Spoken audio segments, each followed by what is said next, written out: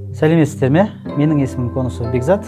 Мен соңғы 11 жыл бойы Education Consulting компаниясында тесттік тапсырмалардың құраушысы және оқу әдістемелік құрылғылардың құраушысы болып жұмыс жасаймын. Кітаптарымыз негізінен 4 бөліктен тұрады.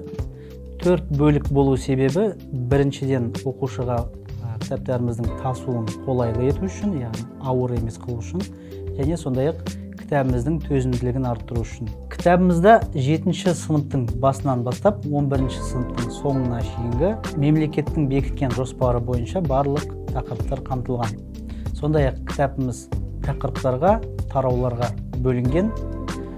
Оның ішіндегі тестілеу сұрақтары барлық деңгейдегі оқушыларды қамтиды. Яғни кез келген деңгейдегі оқушыларымыз кітабымызды қолдана алады. Сондай-ақ әр тақырыптың және тараудың басында бұл тарау қысқаша түсіндірілген.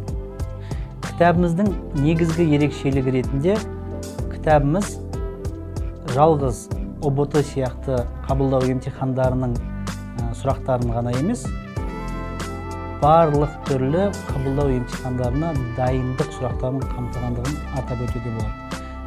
Толығырақ айтатын болсақ, кітабымыздың ішінде логикалық ойлануға негізделген сұрақтар өте көп.